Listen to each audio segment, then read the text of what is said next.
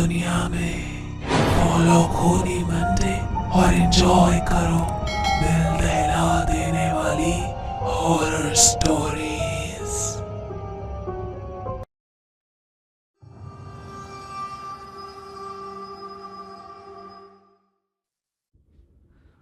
आप लोगों को बचपन के वो दिन याद हैं जब कोई छोटा सा खिलौना या कोई छोटी सी डॉल हमारे बेस्ट फ्रेंड बन जाते थे।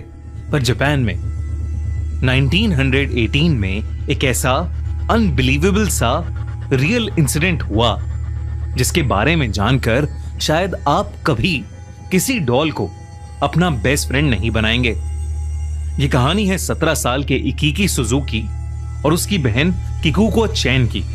नन्ही सी किकुको का बर्थडे आने वाला था और वो 4 साल की होने वाली थी। उसका भाई इकीकी अपनी प्यारी सी बहन को एक यादगार बर्थडे गिफ्ट देना चाहता था, पर उनकी फैमिली गरीब थी। इकीकी के पिता एक मजदूर थे जो हर रोज छोटी मोटी नौकरियां करके घर चलाते थे और उसकी मां सिलाई का काम करती थी। इस साल की कोको ने जिद पाल ली थी कि उसे अपने जन्मदिन पर एक सुंदर सी डॉल चाहिए जो उसकी सबसे अच्छी दोस्त बन सके। लेकिन पैसों की कमी होने की वजह से उसके पेरेंट्स ने साफ इनकार कर दिया था। लेकिन इकीकी अपनी बहन से बहुत प्यार करता था। वो उसकी उदासी बर्दाश्त नहीं कर सकता था। पूरे 1 महीने तक छोटे छोटे काम करके इकीकी ने पैसे इकट्ठे किए। वो बाजार में अपनी बहन के लिए एक सुंदर सी डॉल ढूंढ रहा था कि तभी एक शॉप की विंडो पर उसकी नजर एक ट्रेडिशनल जापानीज डॉल पर पड़ी। वो डॉल बाकी किसी डॉल से बिल्कुल अलग थी। उसके चेहरे पर एक अजीब सी शांति थी, लेकिन उसकी आंखें इतनी गहरी मानो वो सब देख रही हों। उस डॉल ने जापान का ट्रेडिशनल रेड किमोनो पहना था और उसके काले बाल उसकी गर्दन तक आ रहे थे। इकीकी को वो डॉल बहुत अच्छी लगी और उसने तुरंत उसे खरीद लिया।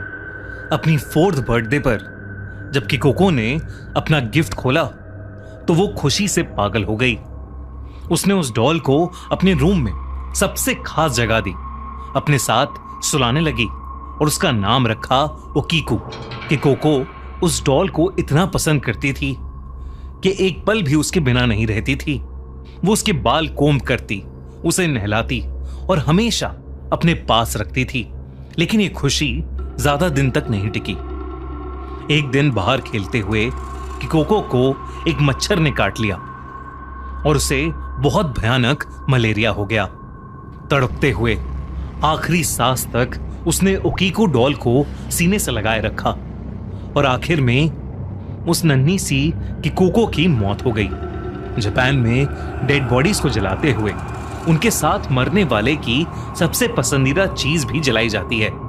इसलिए इकीकी और उसके पेरेंट्स चाहते थे कि ओकीको डॉल को उसके साथ जलाया जाए, लेकिन उन्हें टेंपल से परमिशन नहीं मिली, जिसकी वजह से उन्होंने किकोको की याद में घर के हॉल में ही उस ओकीको डॉल को एक शेल्फ पर सजा दिया। और कहानी में असली हॉरर यहीं से शुरू हुआ। एक रात जब इकीकी सो रहा था तो उसे घर के हॉल से हल्की हल्की आवाजें आईं, जिससे उसकी नींद खुल गई। उसे ऐसा लगा कि जैसे वो किकोको की आवाज है, जैसे वो कुछ बोल रही है और धीरे से हंस रही है।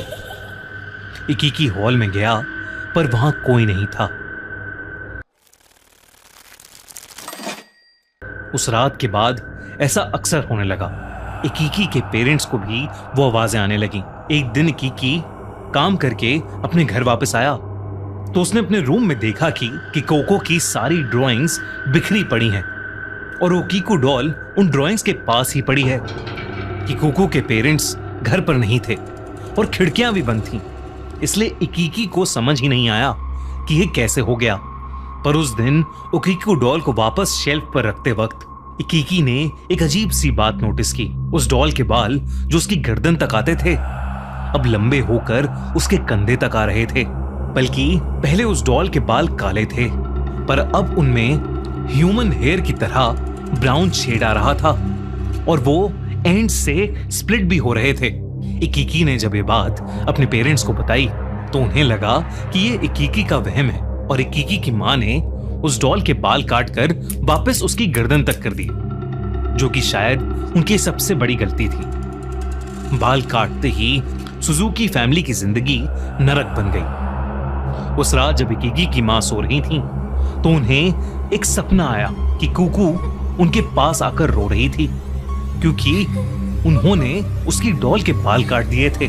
और फिर अचानक ही कि कुकू का रोना गुस्से में बदल गया और उसका चेहरा उस ओकीकू डॉल में। एकदम से उनकी नींद खुल गई। वो आंखें खोलते ही चिल्ला उठी, क्योंकि ओकीकू डॉल वहीं थी, उनके सीने पर बैठी हुई। उनकी चीख से घर के सब लोग भाग कर आए। जब इकीकी की मां ने अपने सपने के बारे में बताया तो इकीकी और उसके पापा दोनों हैरान थे। पर इकीकी ने देखा कि ओकीकू डॉल तो बाहर शेल्फ पर ही रखी है, तो ये कैसे हो सकता था। धीरे धीरे सभी फैमिली मेंबर्स को बुरे सपने आने लगे। कई बार तो तीनों सोते ही नहीं थे। सभी भयानक सपनों में एक चीज कॉमन होती, ओकीकू डॉल का उन्हें डराना और मारने की कोशिश करना। कुछ दिन गुजरे और ओकीकू डॉल के बाल और बढ़ने लगे और वो अब कंधों से भी नीचे आ गए थे। एक शाम इकीकी हॉल में बैठा काम कर रहा था तो उसने देखा कि शेल्फ पर रखी ओकीकू डॉल की गर्दन उसकी तरफ मुड़ी है। और फिर उसने देखा कि ओकीकू डॉल ने अपनी पलक झपकाई। अब घर में पैरानॉर्मल एक्टिविटीज बहुत ज्यादा होने लगी थीं।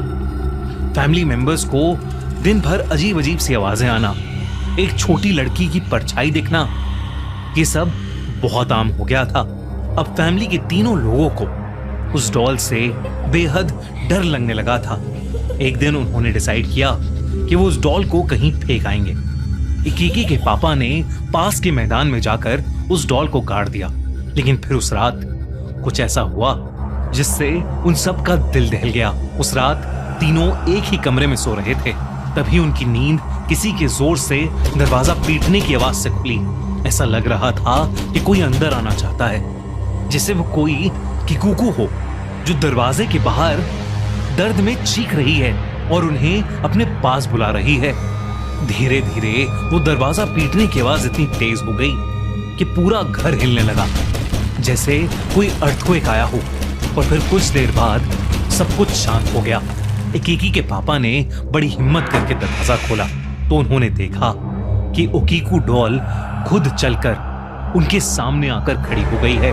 वो चीखना चाहते थे पर उनके मुंह से कोई आवाज ही नहीं निकल रही थी। गेट खोलो। इकीकी ने देखा कि उस डॉल के लंबे बाल बढ़ते जा रहे हैं और उसके बालों की लड़ियां इकीकी के पापा की गर्दन से लिपट रही हैं और धीरे धीरे उनका गला घोट रही हैं। इकीकी और उसकी मां उन्हें छुड़ाने की कोशिश करने लगे, लेकिन कुछ भी नहीं हो रहा था। उसके पापा दर्द के मारे घुटने पर आ गए थे। उनकी सांसें जैसे खत्म ही होने वाली थीं। तभी इकीकी ने उस डॉल के सामने किकुको का नाम जोर से पुकारा और फिर अचानक ही वो डॉल एकदम से बेजान हो गई। उसके बालों की पकड़ छूट गई और इकीकी के पापा की सांस में सांस आई। उसके बाद से जब भी वो ओकीकू डॉल को फेंकने की क्या उससे छुटकारा पाने की कोशिश करते, वो वापस आ जाती। ये हॉरर 1-2 साल नहीं, उनकी फैमिली ने पूरे 20 साल तक सहा। जब भी हर साल किकुको की बर्थडे पास आती, पैरानॉर्मल एक्टिविटीज और ज्यादा बढ़ जाती। उन्होंने कई पंडित, कई मॉन्क्स को बुलाया, लेकिन जब भी कोई कोशिश करता, घर की हालत और ज्यादा खराब हो जाती थी। आखिर में हार के 20 साल बाद उन्होंने घर छोड़ने का प्लान किया और उस डॉल को जापान के मनांजी बुद्धिस्ट टेम्पल में सौंप दिया। टेम्पल के मॉन्क्स ने भी पूरी कहानी सुनने के बाद उस डॉल को क्लेंस करने की बहुत कोशिश की, पर उस कर्स डॉल पर किसी चीज का असर नहीं हुआ। करीब 100 साल बीत चुके हैं, लेकिन वो डॉल आज भी उसी टेम्पल में प्रॉपर्ली पैक करके रखी गई है। टूरिस्ट्स जापान में उस टेम्पल में जाकर आज भी ओकीकू डॉल को देख सकते हैं, लेकिन उसकी फोटोज लेना बिल्कुल भी अलाउड नहीं है। कहते हैं कि कोई भी टूरिस्ट उसे ज्यादा देर देख भी नहीं सकते, वरना उसे उस डॉल के भयानक सपने आने शुरू हो जाते हैं। उसके बाल आज भी ह्यूमन हेयर की तरह ग्रो करते हैं और उस टेम्पल के monks time to time Okiku doll के बाल काटते भी हैं। लेकिन सबसे हॉरिफाइंग बात जो रिसेंटली पता चली है कि उस डॉल का मुंह धीरे धीरे खुल रहा है और लोगों को उसके अंदर उसके दांत बढ़ते हुए नजर भी आ रहे हैं।